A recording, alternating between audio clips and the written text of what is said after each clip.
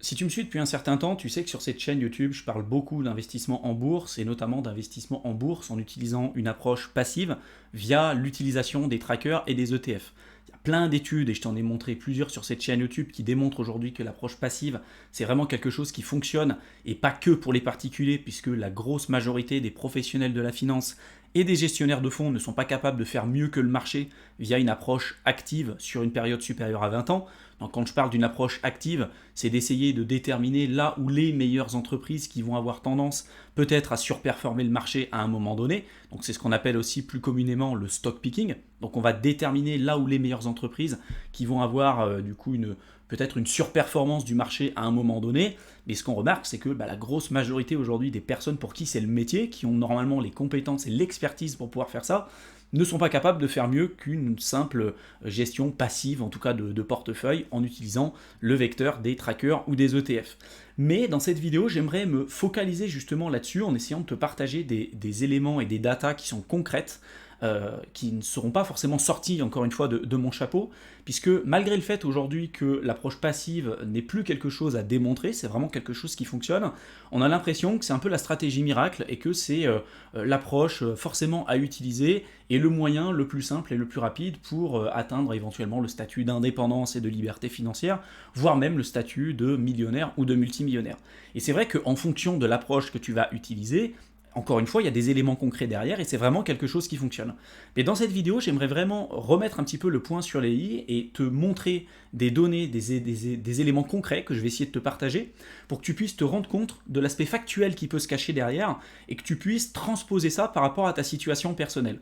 Parce qu'il y a beaucoup de gens qui vont se dire, bah voilà, moi je veux atteindre l'indépendance ou la liberté financière ou je veux atteindre le statut de multimillionnaire par exemple dans les 10 prochaines années, mais j'investis 100 euros tous les mois sur un simple ETF MSCI World. Bon bah ça t'as bien compris que c'est quelque chose qui fonctionne pas parce que factuellement et mathématiquement, avec les données que je te montrerai un petit peu plus tard dans cette vidéo, ça colle pas. Voilà. Derrière, les objectifs et le vecteur qui est utilisé pour atteindre cet objectif ne sont pas en corrélation, donc c'est pas quelque chose que tu pourras appliquer dans ta propre vie. Si par contre tu me dis, bah voilà, moi j'ai aujourd'hui un petit budget, je peux investir 200 ou 300 euros tous les mois, mais je veux éventuellement investir sur les marchés financiers, je veux investir en bourse via les ETF sur une période par exemple de 30 ans, 35 ans ou 40 ans, là pour moi ça fait plus de sens et tu vas pouvoir beaucoup plus mettre en place les intérêts composés.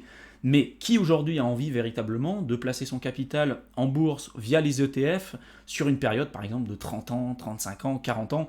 Ça peut être le cas de certaines personnes, notamment des personnes qui sont jeunes et qui regardent aujourd'hui mon contenu, mais c'est absolument pas aujourd'hui, je pense, dans la mentalité et dans l'intérêt de beaucoup de personnes. Je pense que c'est très compliqué de pouvoir se transposer sur une période d'investissement de 30 ans, 40 ans, etc.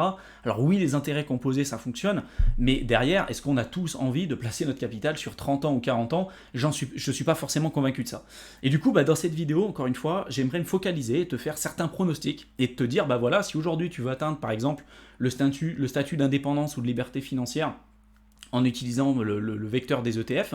Si tu investis 200 balles tous les mois et que ton objectif et le portefeuille que tu as besoin, le capital que tu as besoin de générer, c'est je sais pas, 1 million, 1,5 million, bah voilà combien de temps il va falloir que tu fasses fructifier ton capital à condition qu'on soit à tel type de rendement, par exemple, chaque année. Et puis si tu es capable d'épargner plus, d'investir plus, de gagner plus d'argent pour investir, tu vas pouvoir accélérer et peut-être dépendre un peu moins, enfin avoir une période d'investissement qui sera peut-être nettement moins longue que d'autres personnes.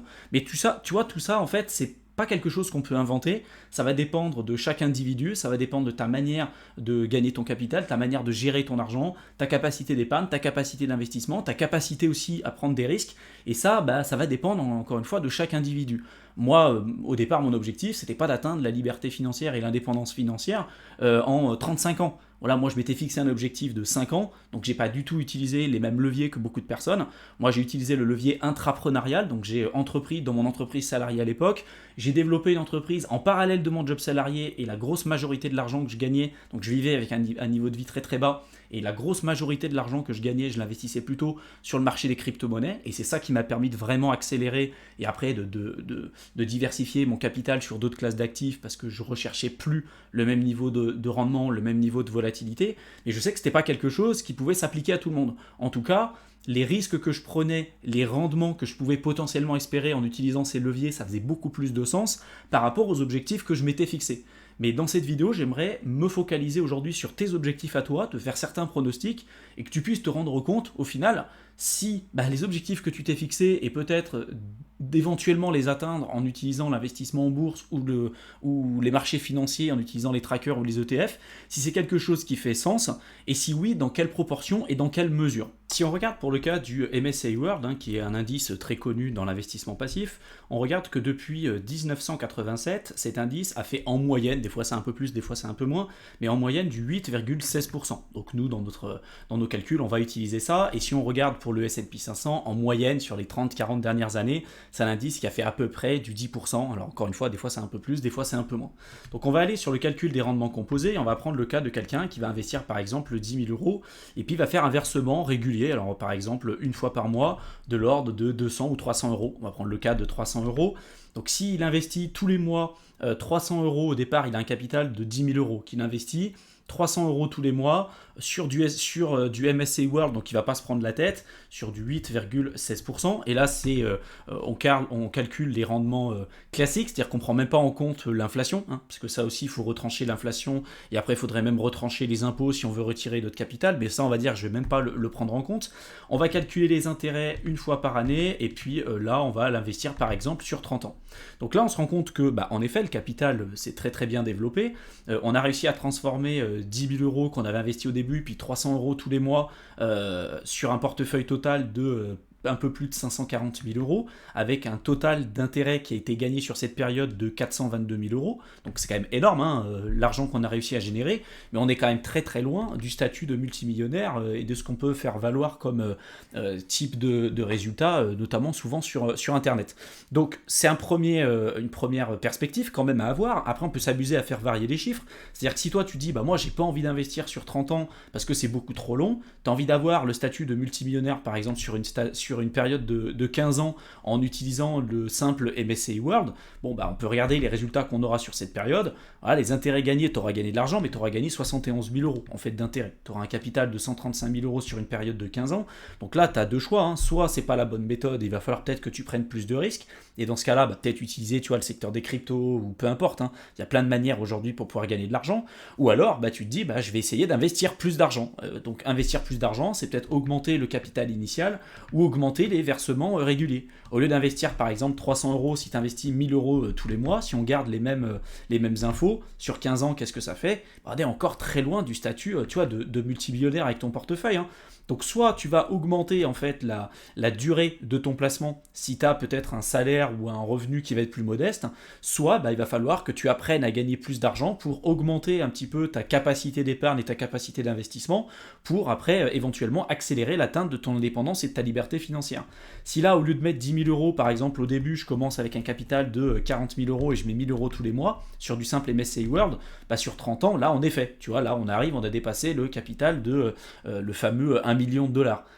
Si après tu veux te dire moi j'ai pas envie d'atteindre ce statut d'1 million de dollars sur une période de 30 ans mais plutôt sur une période de 20 ans par exemple, là tu vois qu'on en est encore loin. Donc si tu veux atteindre le statut de millionnaire voire multimillionnaire sur 20 ans avec un simple MSCI World en prenant les rendements depuis 1987, donc là c'est peut-être pas 40 000 balles qu'il va falloir que tu mettes, il va peut-être falloir que tu mettes 100 000 euros dès le début, 100 000 euros, puis au lieu de mettre 1000 euros tous les mois ça va peut-être être 1500, tu peux t'amuser à faire des chiffres. Voilà. Là, on arrive à un portefeuille de 1 300 000 euros. Mais tu as vu ce que ça en coûte quand même. C'est-à-dire qu'on commence avec un capital de 100 000 balles et on met 1500 euros tous les mois. C'est absolument pas accessible à beaucoup de personnes. Et on part du principe qu'on va continuer de faire les mêmes types de performances passées. Donc 8,16%.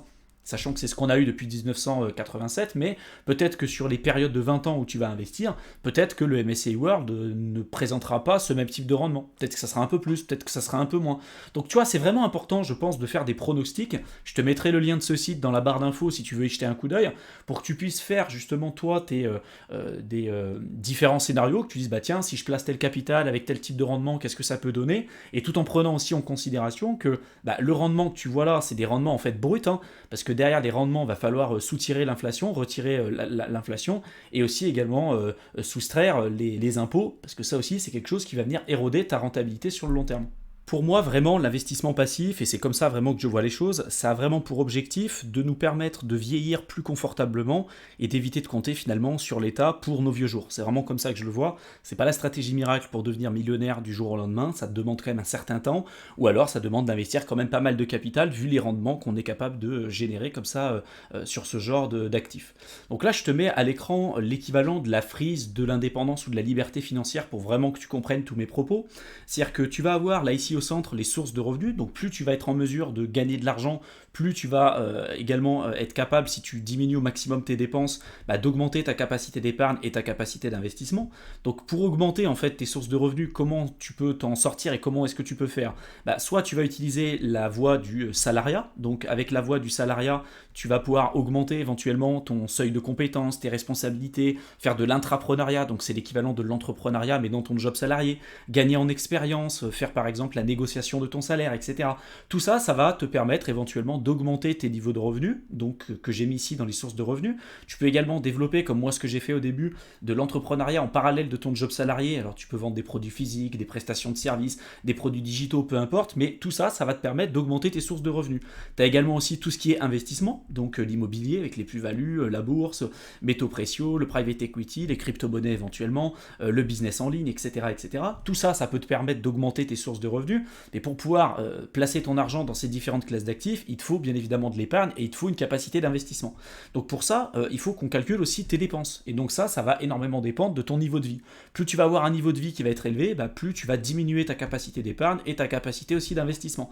Donc ton niveau de vie, ça va être lié, tu vois, aux frais de santé, les impôts, les taxes, les loisirs que tu vas décider de prendre, la voiture, hein, si tu veux une grosse voiture, une jolie voiture, ça pareil, et qu'en plus de ça, tu achètes ta voiture à crédit, ça va rentrer dans l'augmentation de ton niveau de vie et ça va limiter ta capacité d'épargne et ta capacité d'investissement et ça risque de retarder pour autant l'atteinte de ton indépendance et de ta liberté financière. Le fait d'avoir des enfants aussi, qu'on le veuille ou non, ça a quand même un coût, ça a des frais.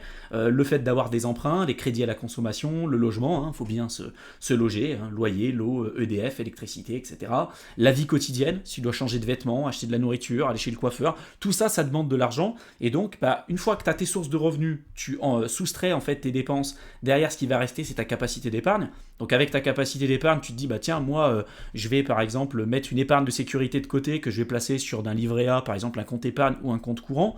On peut dire entre 3 jusqu'à 6 mois, il y en a qui peuvent aller jusqu'à un an et demi d'épargne de côté, mais il te faut quand même une épargne de sécurité. Et une fois que tu as cette épargne de sécurité, tu peux passer dans la capacité d'investissement. Et tu peux décider d'investir dans le private equity, le business en ligne, crypto, immobilier, bourse, métaux précieux, ce que tu veux, qui va venir rentrer ici, éventuellement avec des plus-values, des loyers dans l'immobilier. Et tout ça, ça va venir augmenter tes investissements et ta poche de revenus. Tu vois, c'est pour ça que j'ai mis une flèche ici. Et c'est vraiment un cercle vertueux que tu pourras mettre en place. Donc chacun est amené à trouver l'équilibre là où il le souhaite.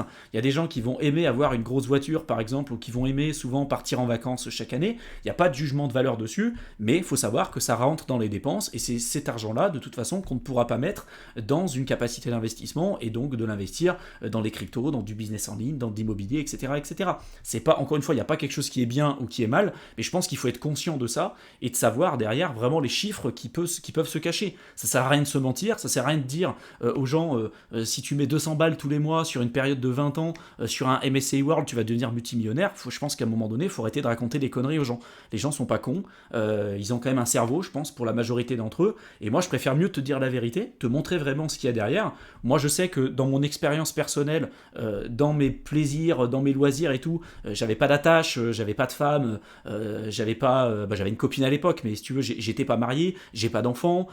C'est facile, je m'étais débrouillé pour ne pas avoir besoin de voiture parce que j'avais principalement du télétravail et puis mon bureau, l'endroit où je bossais, c'était quand même assez proche de là où j'habitais. J'avais un niveau de vie qui était très très bas. Pendant plus de 5 ans, j'ai vécu avec moins de 600 € par mois, tout compris, loyer, bouffe, électricité, tout compris, vraiment. Donc je gagnais très bien ma vie avec mon emploi salarié, j'avais une activité entrepreneuriale qui commençait à très bien fonctionner également, et malgré ça, je gardais un niveau de vie qui était très très bas pour pouvoir augmenter au maximum ma capacité d'investissement. Mais c'est un choix de vie, et je sais que la vie que j'ai décidé d'avoir pendant 5 ans, il y a beaucoup de gens qui n'auraient jamais eu la capacité ou qui n'auraient jamais eu envie de l'avoir.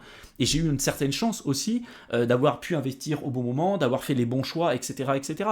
Et à un moment donné aussi, il y a une part de chance, et je pense qu'il ne faut pas se leurrer.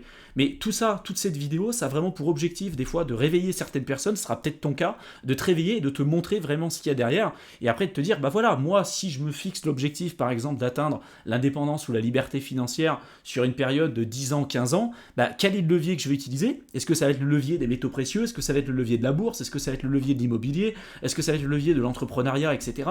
Et est-ce que vraiment ça fait sens? Et est-ce que les chiffres aujourd'hui parlent d'eux-mêmes? Si derrière, je veux être libre financièrement en investissant 300 balles tous les mois sur une période de 5 ans et j'utilise le levier, le véhicule d'investissement, par exemple celui des métaux précieux, bah, on sait que ça marche pas. C'est pas quelque chose qui va te permettre d'atteindre le statut d'indépendance ou de liberté financière. La bourse, c'est un vecteur d'enrichissement, tout comme l'immobilier, tout comme le private equity, tout comme les crypto-monnaies si tu fais les choses correctement, ou le business en ligne. Mais il faut faire les choses correctement et il faut savoir après la durée et l'énergie que ça va te demander pour obtenir les résultats que tu souhaites. Moi, ce que j'ai remarqué en fait avec l'expérience et depuis le temps que j'investis sur les marchés financiers ou que j'accompagne des personnes aussi qui veulent atteindre le statut d'indépendance ou de liberté financière, ce qui coince la plupart du temps, c'est la capacité des gens à gagner plus d'argent. Parce que t'as pas besoin aujourd'hui de gagner des centaines de milliers d'euros par mois pour atteindre le statut d'indépendance et de liberté financière, mais ça va dépendre principalement du niveau de vie aussi que tu as envie d'avoir, du profil de risque que tu as, du niveau de compétences que tu vas avoir, des leviers que tu pourras mettre en action en place rapidement pour augmenter éventuellement tes sources de revenus. Mais des fois, il y a des personnes qui gagnent très très bien leur vie et qui tout l'argent en fait va passer dans leurs dépenses, dans leur niveau de vie. Ça va passer dans une grosse voiture, ça va passer dans le loyer, ça va passer dans les emprunts, les crédits à la consommation, des super vêtements, ce que tu veux, mais derrière, il n'y a pas de capacité d'épargne, il n'y a pas de capacité d'investissement, donc il n'y aura jamais l'atteinte de l'indépendance et de la liberté financière. Et c'est sûr que si demain, toi, ton statut d'indépendance ou de liberté financière, c'est par exemple d'avoir 2000 ou 3000 euros par mois, alors c'est clairement pas gagné, hein, ça demande quand même énormément de temps et puis une certaine énergie quand même pour arriver à ces résultats-là, mais ça sera nettement plus accessible d'atteindre ces résultats peut-être sur les prochaines années que quelqu'un qui part avec un salaire de 1500 euros, qui va épargner 200 euros tous les mois et qui va investir par exemple dans des entreprises à dividendes. Oui, ça va être un levier d'enrichissement, mais ça va être long, et ça va être très très long pour obtenir éventuellement le statut d'indépendance ou de liberté financière, voire même il y a très peu de chances de l'atteindre par ce biais-là en investissant si peu d'argent. Tu vois ce que je veux dire? Donc j'ai pas envie de te mentir, j'ai pas envie de te faire peur non plus, j'ai pas envie de te dire que tu n'y arriveras pas. D'ailleurs, si tu te donnes les moyens, il y a une très forte probabilité que tu puisses y arriver, mais je pense que c'est important de se rendre compte de ce qu'il y a derrière, de ce que ça peut représenter, et des efforts vraiment à mettre en place pour atteindre ces objectifs là, donc l'objectif de statut d'indépendance ou de liberté financière. Donc tu l'auras compris, mais apprendre à gagner plus d'argent, franchement, si tu peux le faire, il faut le faire, parce que ça va vraiment te permettre de pouvoir accélérer l'atteinte de ton indépendance ou de ta liberté financière. Mais il faut bien comprendre que apprendre à gagner plus, c'est une bonne chose, mais il faut également aussi apprendre à investir intelligemment et investir ton argent au fur et à mesure du temps. L'investissement, c'est un super pilier d'enrichissement et c'est un super accélérateur pour atteindre éventuellement le statut d'indépendance ou de liberté financière. Et donc avant de te quitter, j'ai décidé de te présenter différents cas, 3 cas différents, avec des scénarios qui se rapprochent quand même fortement de ce qu'on peut retrouver globalement au niveau de mon audience. J'ai pas pris le cas de quelqu'un qui va gagner 150 000 euros par mois, qui va investir 75 000 euros dans des actions à dividendes, parce que ça représente 0,00001% des personnes. Donc ça n'a pas vraiment grand intérêt. Là, j'ai essayé de prendre des cas qui sont probables, qui sont on va dire plutôt atteignable par beaucoup de personnes, et je veux te montrer vraiment l'intérêt d'investir ton capital, parce que beaucoup de gens, leur seule source en fait d'enrichissement, c'est via le vecteur du salariat, via leur activité salariale, et je vais te montrer que avec différents scénarios, que le véhicule d'investissement, ça peut être un véhicule d'investissement passif comme le biais des ETF et de la bourse de manière générale, ça peut être un super pilier d'enrichissement et un accélérateur financier. Donc là, j'ai pris le cas numéro 1 de quelqu'un qui va gagner un salaire de 1500 euros par mois et qui va épargner 300 euros par mois. Une personne du coup qui va gagner 1500 euros par mois va encaisser sur 30 ans 540 000 euros de revenus. Et donc si cette personne investit 300 euros par mois sur 30 ans avec un rendement moyen de 10% annuel par an, donc c'est à peu près ce qu'on a retrouvé en bourse sur les 40 dernières années, sur certains indices comme par exemple le S&P 500 ou autre, ça lui aura permis de générer 510 852 euros d'intérêt, soit presque autant que l'argent encaissé sur 30 ans avec un salaire de 1500 euros par mois. Donc tu vois, ça te prouve encore une fois que oui, le salariat, oui, apprendre à gagner plus d'argent, c'est un super pilier, et si tu peux le faire, franchement, fais-le. Mais derrière, ce qui va vraiment faire la différence, c'est ta capacité d'investissement et de la manière dont tu vas investir. Plus tu vas être capable d'investir, plus tu pourras véritablement accélérer. Et là, on se rend compte que tu vois, en investissant uniquement 300 euros par rapport aux 1500 euros que tu gagnes chaque mois, en investissant 300 euros tous les mois, en fait, ça te permet presque de générer autant d'argent que l'argent total que tu aurais généré sur 30 ans, donc soit 540 000 euros. Là, j'ai pris un deuxième cas, donc quelqu'un qui gagne un peu plus d'argent, 2 000 euros par mois, et qui épargne 500 euros par mois. Donc là, sur une période de 30 ans, elle est capable d'encaisser 720 000 euros. Et donc, investir 500 euros par mois sur une période de 30 ans avec un rendement moyen de 10% par an, ça a permis de générer 851 421 euros d'intérêt, soit 130 000 euros de plus que l'argent encaissé sur 30 ans avec un salaire de 2 000 euros par mois. Et enfin, un troisième cas de figure, quelqu'un qui gagne très bien sa vie, 3 000 euros par mois avec une épargne régulière d'à peu près 1 000 euros par mois. Donc là, cette personne qui gagne 3 000 euros par mois va encaisser sur 30 ans 1 80 000 euros.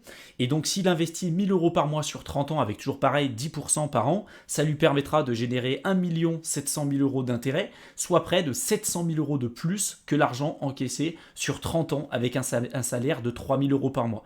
Donc ça te prouve encore une fois qu'il y a toujours un équilibre bien évidemment à avoir entre les deux, que cet équilibre, ça va dépendre de chaque personne et de ton individualité, de tes objectifs personnels, de la manière dont tu veux gérer ton capital, des risques que tu as envie de prendre, etc. etc. Mais que le pilier vraiment d'investissement, c'est quelque chose de super important qu'il faut maîtriser, parce que c'est ça au final qui va te permettre d'accélérer l'atteinte de ton indépendance et de ta liberté financière. J'espère en tout cas que cette vidéo t'aura plu, qu'elle t'aura intéressé et qu'elle t'aura été utile.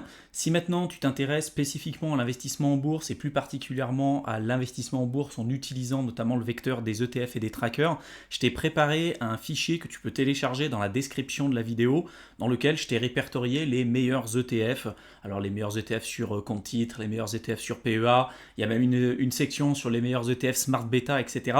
Donc je sais qu'en général les débutants, ce qui leur manque et ce qui leur demande énormément de temps, c'est de faire justement la sélection des meilleurs ETF. Donc c'est un travail que j'ai déjà fait pour toi.